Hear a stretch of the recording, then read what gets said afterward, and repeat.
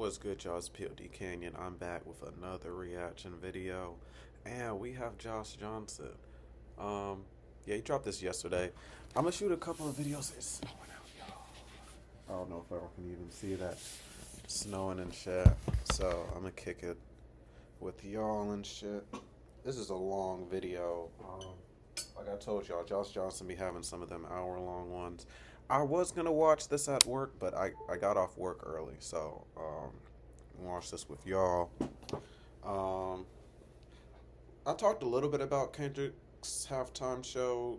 Watch like my friend's reaction to the show, cause and my review, like me rewatching it type shit.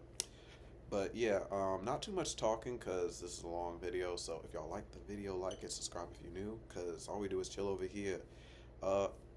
Do what you can. It helps out the small channels like me. And that being said, let's get into it.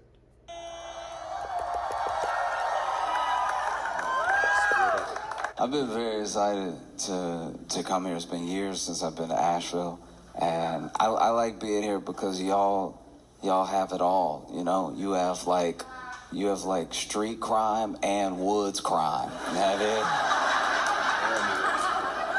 Where is the place it's talking about? I should have paid attention to that. You know what I mean? Like, this is one of the only places in America where a deer could get shot with a Uzi. You know what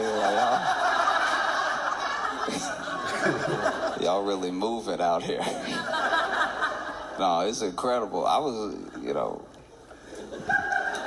last time I was here, we were on the road and we were headed to a show, and there was a dude. Okay, there's no good way to pop out the woods. Literally, like, you gotta be up to something. I'm trying to be fair to him, right? Like, I don't know what I was expecting. I don't know how it could have been better, but there's no good way. This dude, we're passing by in the car. There's no way someone pops out the wood and you don't expect they up to something. And, like, let's be real. Things happen fast when you're on the highway and everything, but from far away, until I passed him, I see this dude pop out going.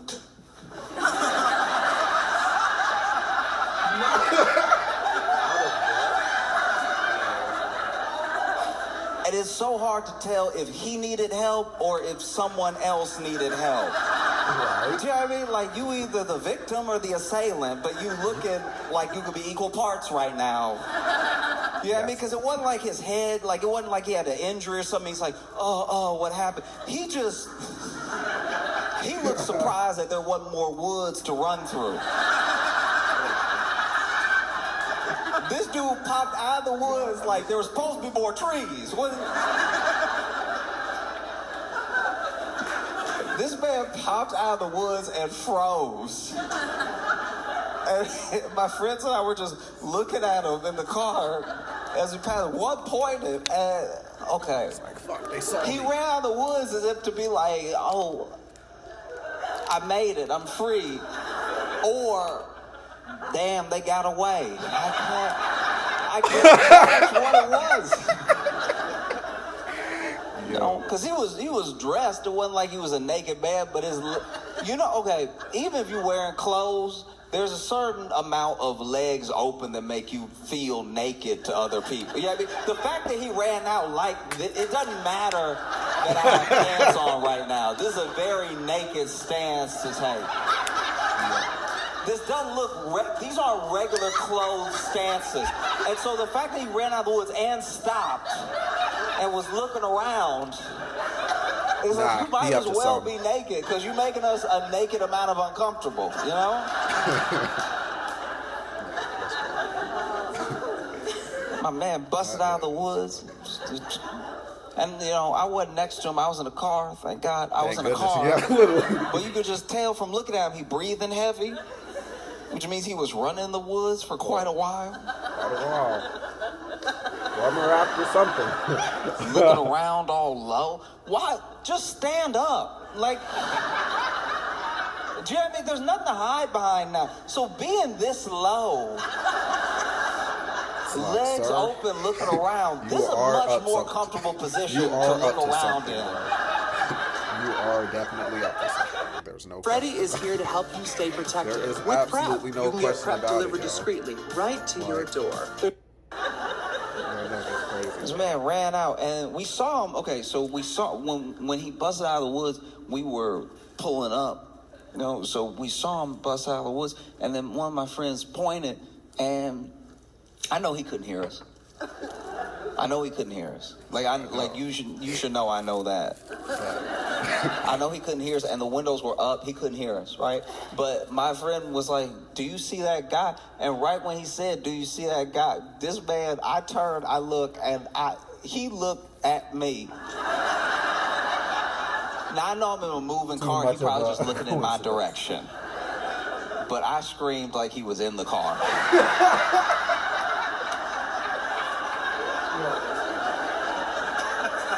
I wanted to have nothing to do. The fact that this man, I'm lit like this, and then this man. Like he hissed at you or something. Yo. Nah. Sometimes it's not the time to smile, you know? You know? Smiling after running out of the woods. I think you are the assailant. I think that you looking like you're next. Like, but no, it's great to be back. It's great to be back in Asheville with you. Asheville or Nashville? Can't be Nashville. That's more on the countryside, I feel like. Wherever Asheville is at, shout out y'all. Can I tell you a story? When I was a kid, I was walking down the street, and it's funny, man. Art can save your life. It really can. Cause I was walking down the street, and there was this dude right in front of me, right? And I wasn't like too close to him, but I was just basically keeping up pace with him, and we hit a light. And so he stopped, I stopped, and I was just looking around, and I saw a new mural that had been painted.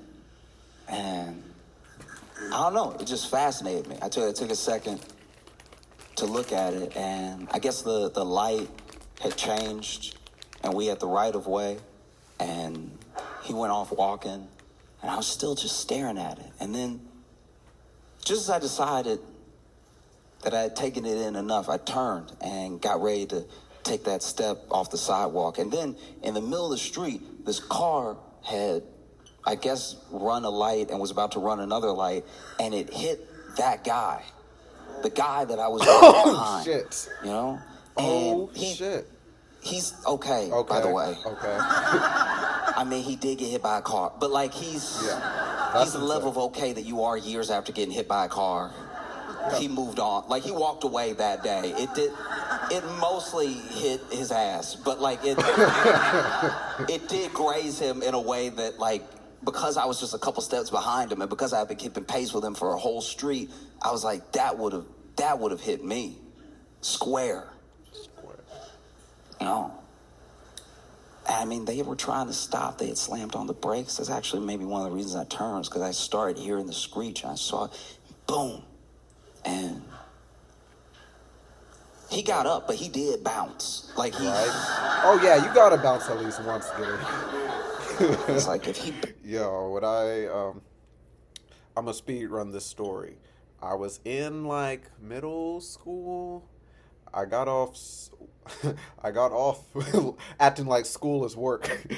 I was off of school, got home, got a note on the fridge. You have a dentist appointment at 4. I won't be back till 4:30. Ride your bike up there. It was only like a 10-minute bike ride, and like it was not even a 10-minute, a 5-minute bike ride. And it was like partly cloudy outside but sunny. I'm like, you know what? Whatever. Ride my bike up there. I would say, yeah, it's a 10-minute bike ride. So like 5 minutes in, really 7 minutes, because I'm at the home stretch. It just starts raining. But you know what I'm saying? I got that tunnel vision, so I keep on going. It's a red light. I get the right of way. I'm going across the street. I get hit by the car. And I bounce. I dribble a little bit. The driver was like, "Are you okay?" He didn't get out of the car. I was like, I think so. Drove away. Shit was insane. I was like, yo. First of all, the bike was less okay than I was, so I had to walk the bike. Still raining, by the way. After getting hit by a car and the dude drove away. And yep, all I remember is bouncing. And that would be my description. Yep. I don't know why it is when you get hit by a car sometimes your shoe fly off. I don't know. I'm lucky that didn't happen because that would make me extra sick. I don't know why people don't tie their shoes tight enough, but like this thing like hit him from behind. He spun and he went up a little bit and his shoe flew right. But his shoe took so little resistance to fly off. Like, it would be different if he had like rolled over the windshield and the shoe flew off after that. But the shoe started flying off before it looked like he was really going in the air. It looked like he had one shoe and one sandal. The shoe was so ready to fly off.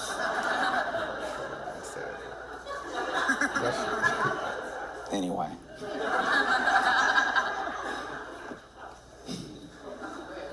I still can't get over what happened Sunday at the Super Bowl. Like, I want to be clear about something, right? I watched the Super Bowl not really rooting for any one team, just sort of watching to watch. This is a big event and everything. And the Chiefs lost badly, harder than the Eagles won. Yep. I don't know if that sentence makes enough sense, but it at a certain point I was just like, maybe I could play. Do you know what I mean? Like, I'm not good either.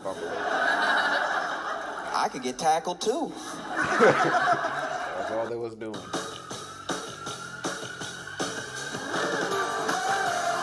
They're really trying with these long grads. Oh, that was rough. That was hard. There was one point where I was watching it and I was like, guys.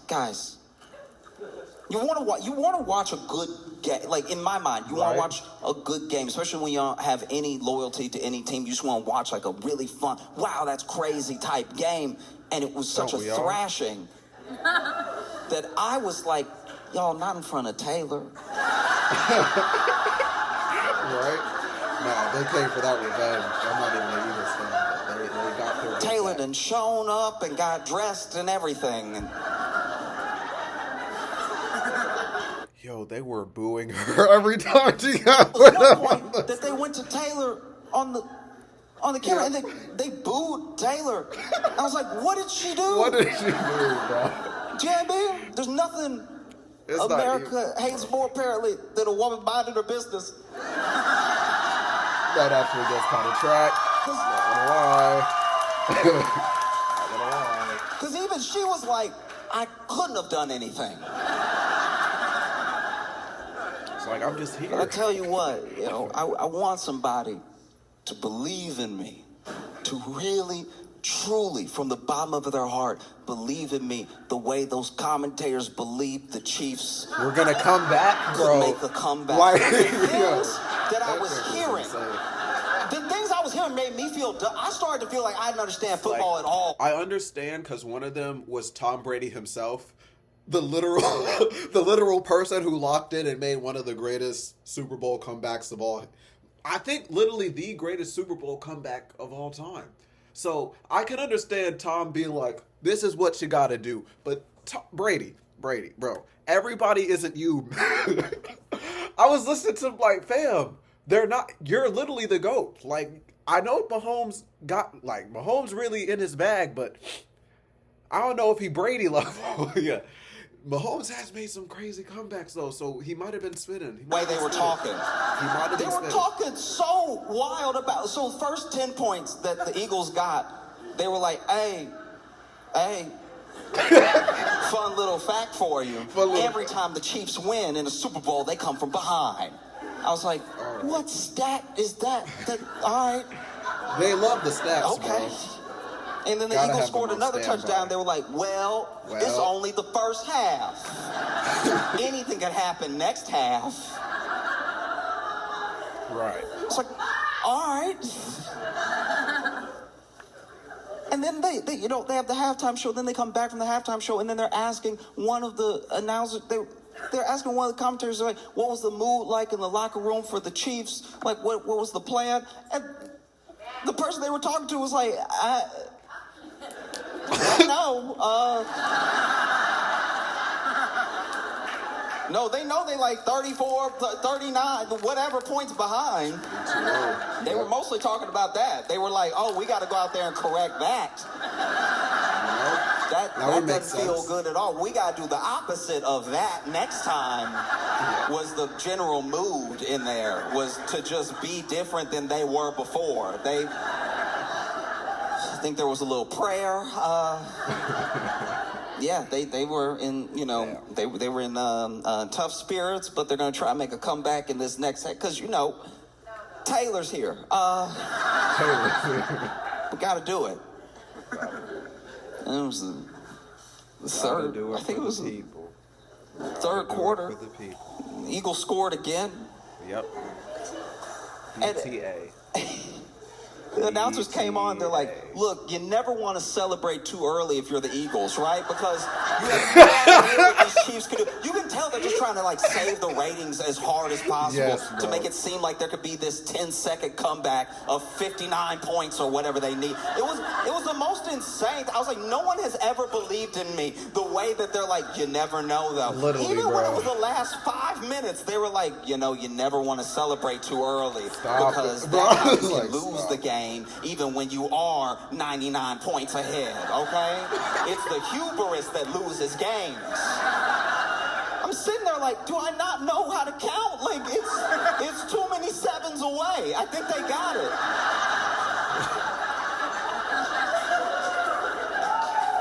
Like, I'm not the best at math, right? I'm not the best at math. I need a math tutor, and my math, okay, Yeah, you feel like you got to explain yourself. Go algebra, ahead. Okay.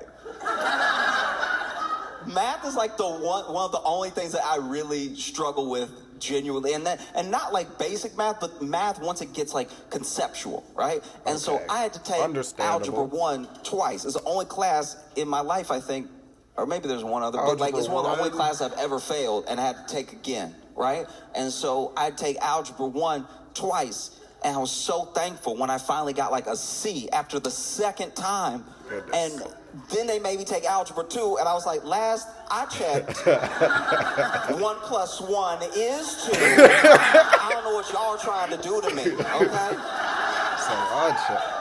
But I was at Algebra 1, okay, I had 2 math tutors, and 1 tutor quit. One tutor.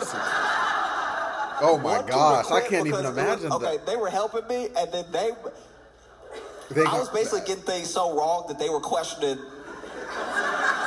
They had to get away from me before they didn't know algebra anymore. Where they caught the stupid.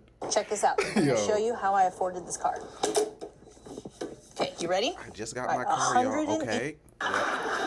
Don't care. And so then I knew I was bad. I knew that algebra was never going to be in my job description because my second tutor, there was one time we were working on a problem, and she stopped herself just short of fully saying it, but she saw me struggling so hard. This woman almost said, sound it out. And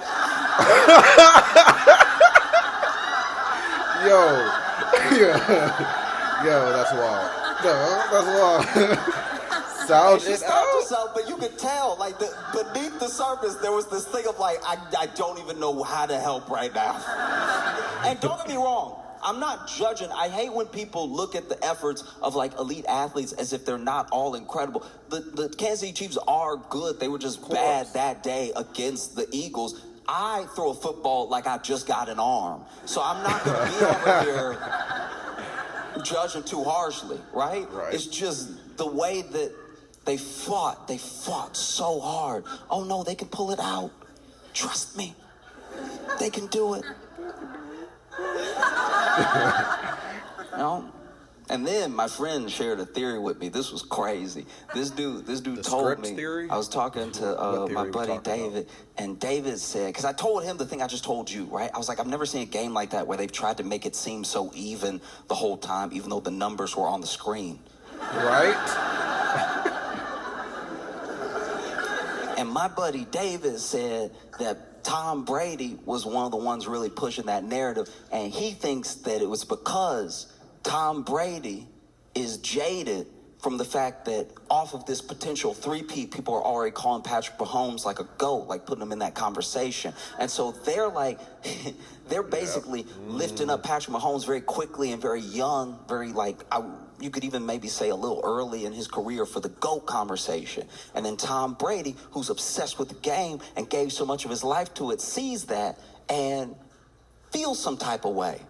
And so he was basically telling me that every time they did that, that was actually just Tom Brady digging in. And I watched some of it again, and I think he might be right. Yo, low Because key. it was coming off hella sassy when you watch it back with that context. Yo, low key with that context, he might be onto something. Because I was like, maybe Tom Brady's acting like big-headed because he's the only other person who could have done something like this. But maybe he does feel some type of way about the narrative. Like, when you see Tom Brady commentating on the game, he's like, yeah, Mahomes. I mean, you never know with these Kansas City Chiefs and how good Mahomes is. Maybe he can come back from 30 points. I mean, maybe he's just that good. We don't know, right? Right? A lot of people are calling him the GOAT. I mean, not today, but a lot of people are calling him the not GOAT. today. So Is maybe wild. he could do it. Interesting strategy, getting sacked again. Interesting strategy. I've never seen anything, but this Patrick, he's good. He's very good. He's probably used this as a strategy to lose by so many points in the first half that he really comes back in the second half. Because he can, because he's Patrick Mahomes. You know, back when I was playing, I tried to not get sacked, but I guess if I had been sacked more and then won after that, people would be more impressed. But it's... I gotta rewatch some of those clips now. Because he might be onto something, y'all. And then... He might be onto something, y'all. And then you had the Super Bowl halftime show. Let's get it. This is what we've been waiting for. By Kendrick Lamar. I would say the greatest halftime show This of all was time. crazy because, okay, everyone has their opinions about it, right? But I know when I was watching it and it started and I saw Samuel L. Jackson. Yeah. I saw Samuel L. Jackson. Camera Timeless goes gem. over to Samuel L. Jackson. He's like, it's your uncle, Sam. And I was like, oh, we had already started. Yep. Yep. Look, from the very Oh, beginning, yeah, he about to football's break been it a down for real. conspiracy to make us hungry. And let me tell you where it all started. That was dope. That was dope to have Samuel Jackson as Uncle Sam was dope. Because one thing is obviously the little like wink wink, cute thing, right? But one thing that Kendrick is incredible at doing, something I haven't seen people really be able to do, whether it's through music or imagery, is layers to a story. And there's multiple layers to everything that happened, right? Yeah. Samuel Jackson is playing Uncle Sam in Body of America, welcoming us to the Great American Game. The Great American Game is in the game of Kendrick's life that's about to play out, right? That's why we see the PlayStation controller on the football field, the game as in football, and the game as in the thing that we're all in, the thing that we all play. Whether you feel like you're playing it or not, you're a part of it. You know? And one thing you have to watch out, because Kendrick leaves these Easter eggs and stuff like that, you also can read so deep into it, you go off on a deep end, where if you were able to talk to Kendrick, he would be like, nah. The internet is full of them. The internet is full of like, yeah, so then he had these dancers come out in red, white, and blue because Drake, because he beat Drake blue, and then you gonna see red because we beat him so much that the red comes out and Drake is white. Like, I think that's a very misguided take. But you can get there. It's very easy to get there. You start searching, hunting, trying to read into every little thing. Hopefully and the if you're not camera don't- careful, you go off you know on what I'm some saying? deep end. That shit would make That's me not upset. what anybody intended, you know? And this dude says it because that's the other thing. He sets you up with some pretty fire lines that make you start digging. he specifically says, you wouldn't get the picture if I sat you for hours in front of the Louvre. Yep. So now even I'm digging. I'm like, oh, okay, yeah, the Louvre. All right. The Louvre? What's the Louvre? Drake is Canadian, French Canadian, the Louvre.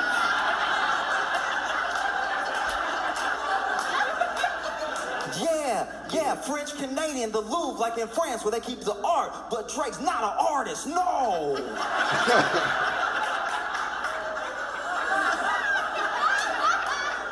It's so easy to No, that might not be it. That might be, that was dumb, my bad. And so he does the snippet, some people are calling it bodies, and then he does Squabble Up, and out of nowhere, after Squabble Up, Samuel L. Jackson comes out again, no, too loud, too reckless, too ghetto. One of the things that if you've been black in America at any point you've heard about yourself, whether you overheard it from people talking behind your back or it was told to your face, too loud, too reckless, too ghetto, there's something wrong with you just being yourself. You know? And it's delivered by Uncle Sam. Right? I don't know, when I go to like a new place, one time my friend was asking me, because I travel so much, he's like, how do you know how racist a place is when you go there? You know, don't you think about it? I was like, yeah, I think about it. You know, if you're black and you travel America, you think about it a little bit. And I was like, you know, this is the way that I know. I'll just go to like a West Elm or a Patagonia or a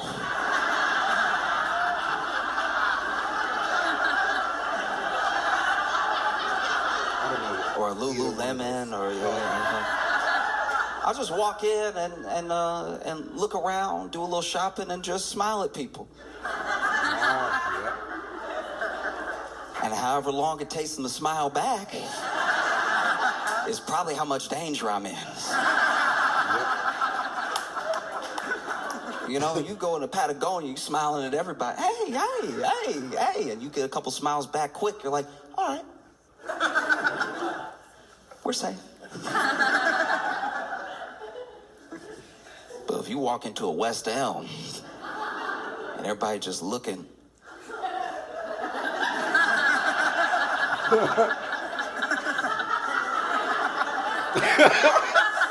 looking at each other too. Don't you say something. Somebody finally approaches. They're like,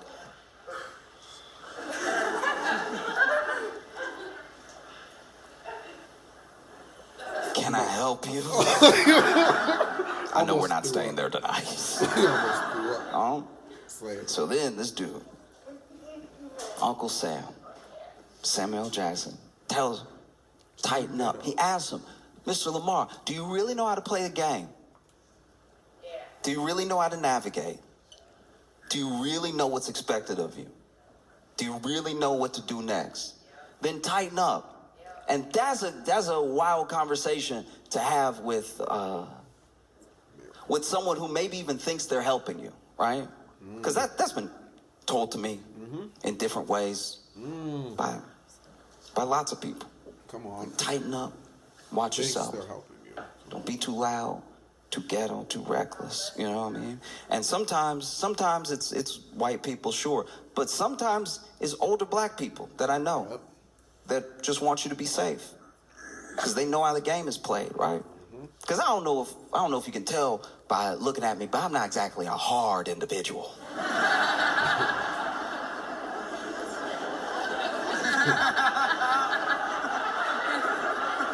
Do you know what I mean? Like, I'm not...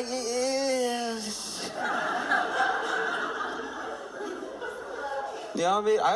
Not only am I not a hard individual, I remember one time, you know, my mama tried to raise me to be a gentleman, and there was this one time, I was in college, and I'm working on a group project, and one of our classmates was ready to go to her car, and she was like, hey, does anybody mind walking me to my car? And I was like, yeah. And then she was like, does anybody mind walking us to my car?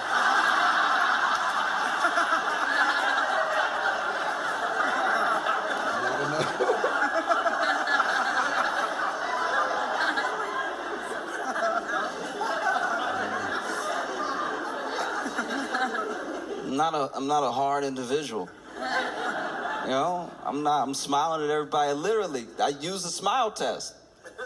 That's how I know if a place is safe or not. I smile. I make myself open, right? I show I'm no threat. And I even got in trouble with my friends one time because we were walking down the street in Chicago and, made eye contact with this cop. And he was like morning, just a little passing morning. And then I didn't realize it came out like this, but apparently I was like, officer.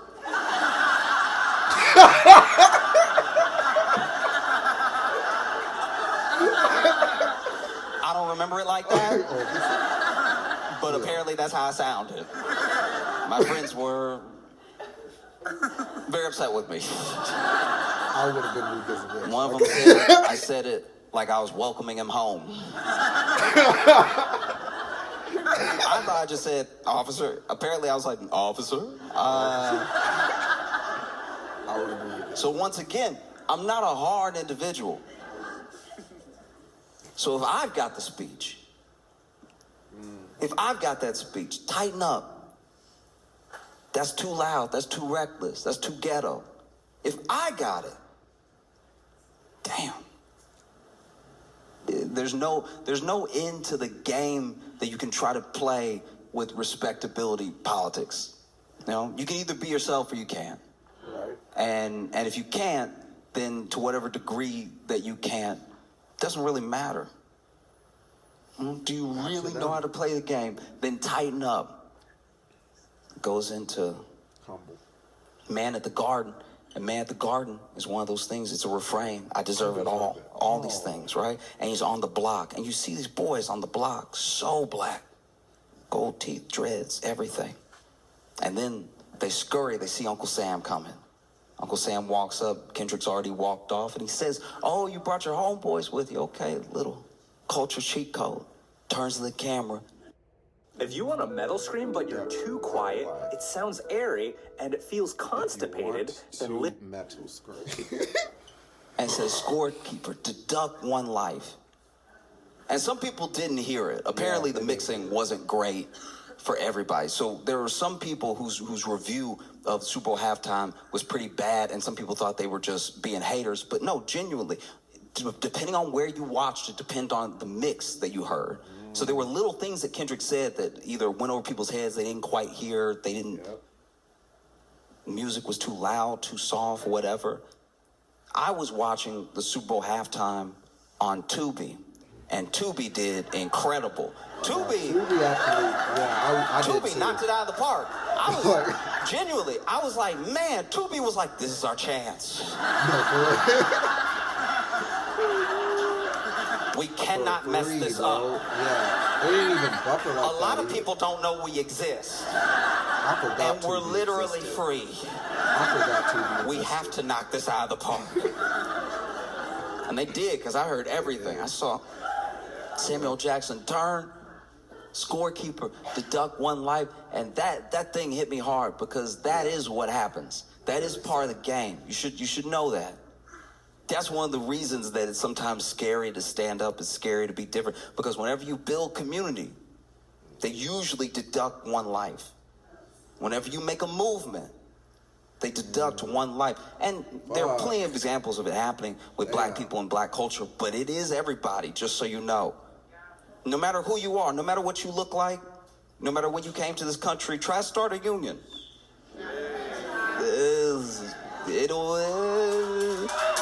And look, it might not be you. They might miss. They might miss, of course. But it is what happens. Deduct one life. And it's wild to hear Samuel Jackson deliver that line, because Samuel Jackson was an usher at Martin Luther King's funeral. Right? Like, Samuel Jackson used to be way more militant. And I'm not saying he's not now. I'm just saying, Samuel back in Jackson. the day, he was about that action. For sure. He'd lock you in a room and wait till you came to your senses. Literally, that's what happened. So then they go to peekaboo. I don't know, it was just funny to be with Kendrick, just like a peekaboo.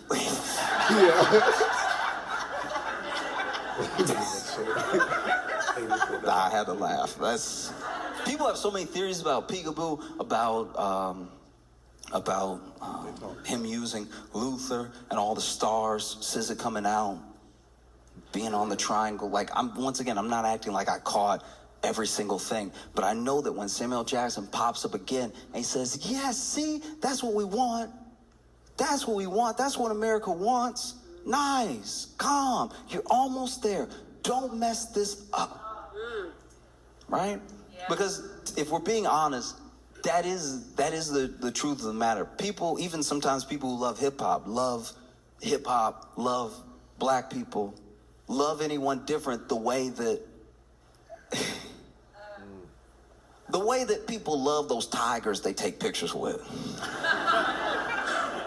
I don't know if you've ever been on Tinder, but every once in a while on Tinder there'll be somebody with one of their pictures is just them next to a full-blown tiger, hugging them, and the tiger's sedated as hell. The tiger is over here.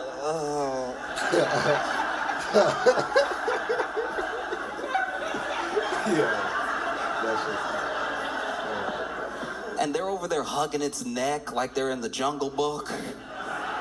Like, we have to protect these beautiful animals, all right? We have to preserve their way of life. Oh, shoot him again. Shoot him again in with the dart. He looked like he was opening his eyes for a second. So sweet, so gentle. Deep down, they're just gentle creatures. Shoot him again. He moved. That leg. I don't like what that leg doing. Looked like he gonna get up. And that is how people sometimes, prefer their hip-hop, prefer their protests. Why can't you just do it sedated? Why can't you just tone it down a notch, right? And then he plays Not Like Us. And people lose their minds. I loved him. I loved him playing it because of what he said when he started it. 40 acres and a mule. This is bigger than the music. They tried to rig the game, but you can't fake influence. That's wild. If you really think about those lines in any context outside of the Super Bowl, outside of Drake, the song, Not Like Us, everything, they still stand all on their own. How many of us feel like we're in a rigged game? And it was beautiful to watch Not Like Us get played on that world stage, Drake tried. He tried his best. He tried. That dude tried his damnedest. Not only did he try, that dude went to Australia. Not only was he not in America, he was under the earth. Opposite side. This man went under earth to do, to his credit, I'm not acting like he's not a big artist. I'm not acting like he doesn't have an album dropping this weekend. I'm saying, like, this dude went under the earth to do an arena show just to make sure at least these people aren't watching the Super Bowl. At least these people.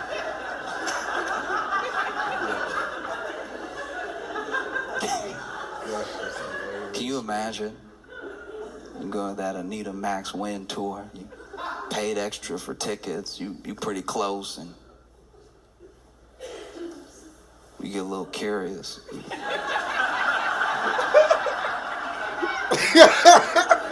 Drake on stage. What is that?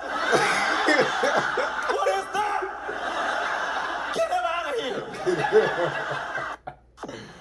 I switched. If he would have hugged that down, that Everyone's switching to Red Pop. Oh my gosh. Too funny, bro. Then, you had that dude. The protest. That dude performed Not Like Us. When I was like 2 years ago? I went to visit my friend. Now, my friend had a baby years before that. By the time I met his kid was 5 because we hadn't seen each other a really long time. And cutest kid. it's crazy that my friends are having kids because I can see. You ever see somebody who looks so perfectly like a mix of their parents? You see perfectly both of those people in this new person. And we were supposed to hang out all day, and he went and we were in the kitchen. And he grabbed something for us to drink, and so he had poured himself an almond milk, poured kid something, was like, "Will you want anything?" I was like, "Oh, I'll just take that," and then poured me something. He's like, "I'm gonna just go ahead and get changed. I'll be right back." He goes upstairs, and now it's just me and his kid. And I'm like, "How you doing?" He's like, "I'm good." And it's crazy because he even had I'm just meeting this kid, but he already had my buddy's mannerism. Just that shoulder thing. "I'm good." It's exactly like his dad. "I'm good." And it's like, "Oh, okay. You having a good day?" He's like, "Yeah." You know, it's like, "You excited? I think we're gonna go to the zoo or something." He's like, "Yeah, sure, I'm excited. Be fun, you know." That's so And then he turned around and he knocked my milk over.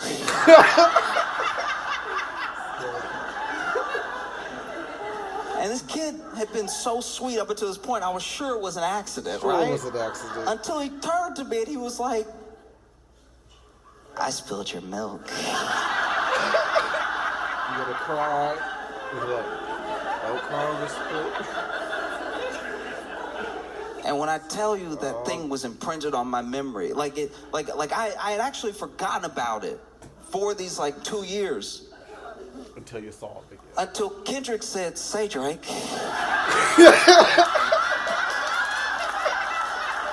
Yeah, flashback. Kendrick Lamar has an incredible smile. But he always seems to use it for dastardly deeds. Yeah, This man said, "Say, Drake." I haven't been that scared. I know he was talking to Drake, but even I was at home like, ooh. That man whipped around and said, "Say, Drake," like he just ran out of the woods.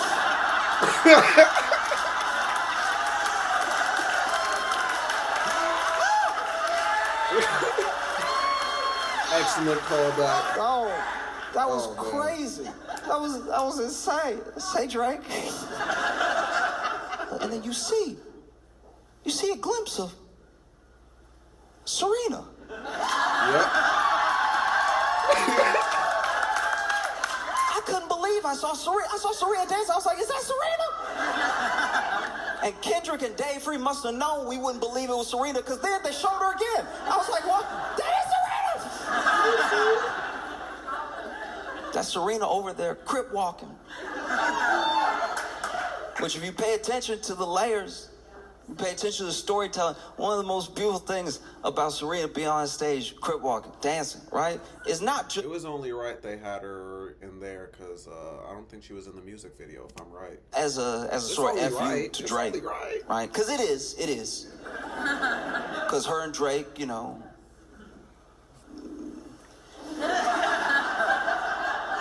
And then Serena moved on, and Drake couldn't handle it. A lot of people think that Kendrick Lamar is Drake's kryptonite, and he really isn't. Drake's kryptonite is a woman who's moved on. Oh, yes. Do you know what I mean? Oh, yes.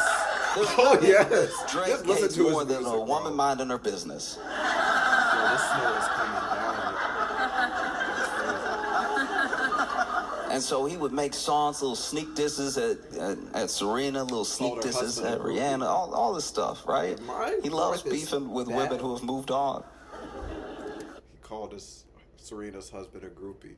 If my wife is that bad, I'll gladly be a groupie for my wife. I do not care. The best way I can sum up Drake I'll be a fan. to me I'll be is a one big time fan I was in of her, Chicago, bro. and apologies if you've already heard this little quick story, but I was in Chicago and I was sitting on the train, and this woman gets on the train, beautiful, like knockout gorgeous woman, right? And she ended up sitting next to me. And then this other dude gets on the train, and he's sitting across from us, and he tries to holler.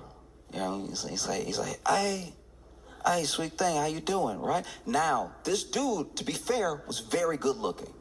He was very good looking. Like, when I looked up at him, I was like, oh, you two would make sense. Very good-looking dude, put together everything. And he's like, hey, sweet thing, how you doing? What you doing? Where you going? How's your night? You know. And then she looks up from her phone and she goes, oh, nah. Just nah. Yeah. And I hated that I was sitting next to her because I had to turn all the way around. No, for real. No, for real. Like, damn.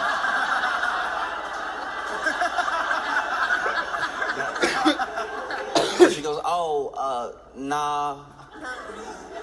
Not even And he just sits there. Just nah. Across from her. Sits there for like, maybe 40 seconds. And then train doors open. And he looks at her and he's like, you can't hurt me. And then he got off the train.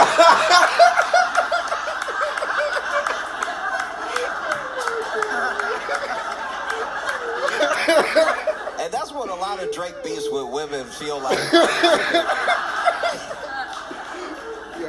that was a perfect one. Oh my gosh. That is it. Because the layers of Serena Dance is not just like this FU to Drake. Is one, also, we're playing the game, right? We're all part of the game. And it's a black woman having a good time. It was also pre-revolutionary. You know?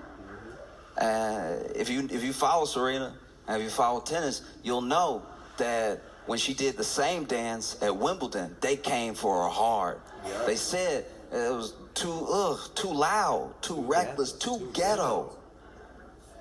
And now she's doing it in front of the world. That's amazing. In front of the world with nothing but joy and people cheering her on, right? That's awesome. Giving us full circle moments. I thought that was so dope. That's awesome.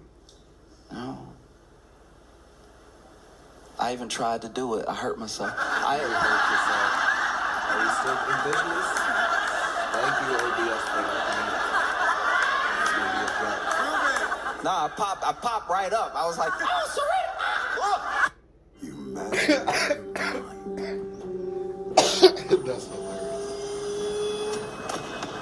Long ass ad. I know it's only 15 seconds, but long ass ad. I can't even skip it. They gonna hit us with another.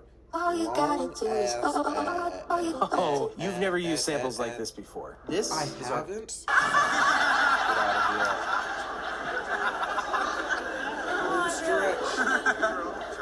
And I think that one of the most revolutionary things you can do is just have joy. Just have a good time. I watch so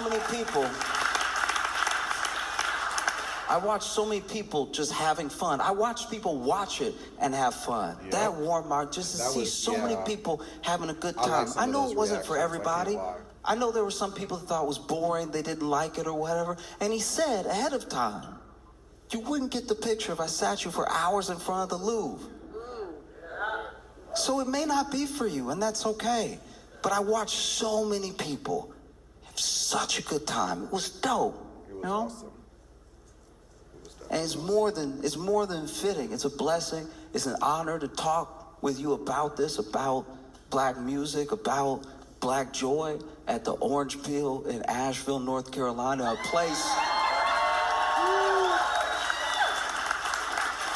place that in the 60s and 70s had incredible black acts, was sometimes one of the few places that they could get booked, where black-owned radio stations had DJs do party nights. Like, it was great to be here, and I appreciate you having me. It's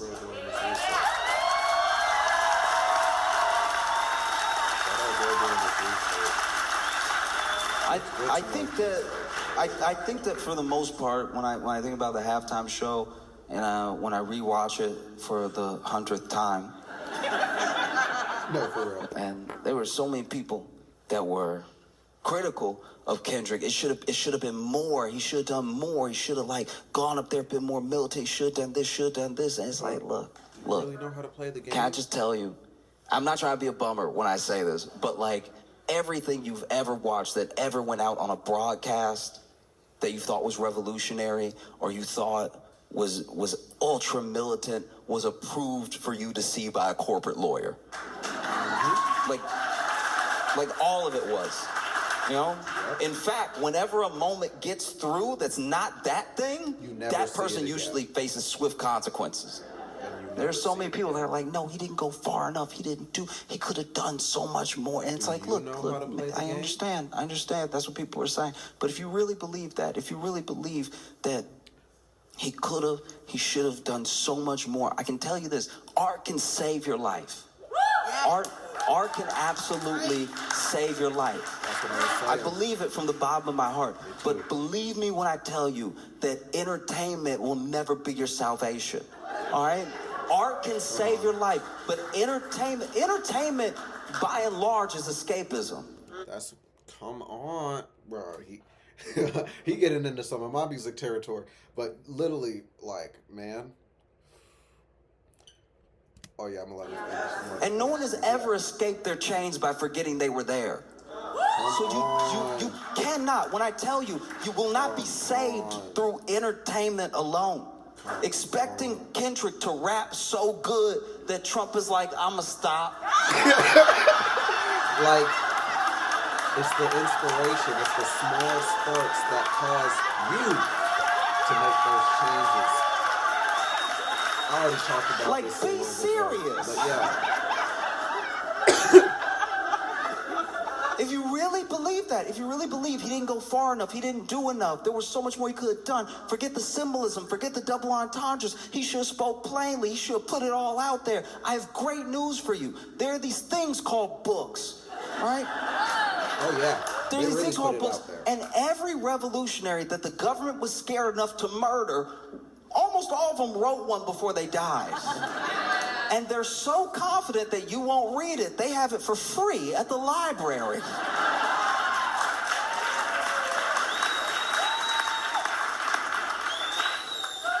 I'm just genuinely, I don't know. Y'all give me some books to read. One book I'm about to read because I heard it is a guarantee for you living life is Malcolm X's biography. So I'm gonna be diving into that one. I've heard like the basics of it, but I gotta just read it as is. But yeah, y'all let me know some revolutionaries and shit to read. I don't know what to say sometimes when people are like, why didn't he do this? It's like, I don't know, man. I'm not in his head. You know, he's great. You can't expect him to save you. He did an entire album where he said he wasn't our savior. Yep. The whole album where he was like, yeah, but I rap. I just rap, y'all. I think it was incredible. I think it was a phenomenal show, especially in a year and a time where there are people that would have Black history disappear. You know, there are people that would have us forget. Oh, man. And I think the only way to stop Black history from going away is to make more of it all the time. Make new history all the time, new moments. Because so many people were like, man, it was so boring, I didn't get it. And it's like, it's the most watched thing right under the moon landing, but I'm sure that was hate watching. You're right. Yep. Freddie is here to help you stay protected. With PrEP, you can get PrEP delivered discreetly right to your door. I think that whatever you take away from the performance, if it's art that touched you, that made you feel something, that's good. That's all you can hope for. But if you want like a revolution, if you want change, you're probably gonna have to go outside and get some or make some. That, like, if you want, like, because then, you know, he plays Not Like Us, and then we all scream Mustard. DJ Mustard comes out, they're dancing.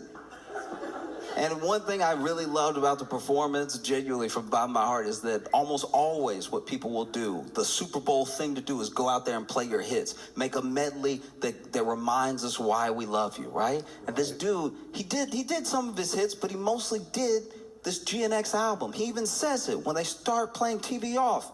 This is GNX. We came here from Compton, California to party with y'all. Master. You know? Then the Super Bowl halftime show ends after he hits that TV off. Game over. Cold, cold stuff. And then they come back.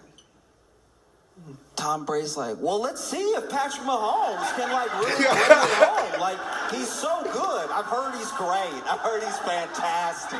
So I'm sure he can come back from this 2,000-point deficit.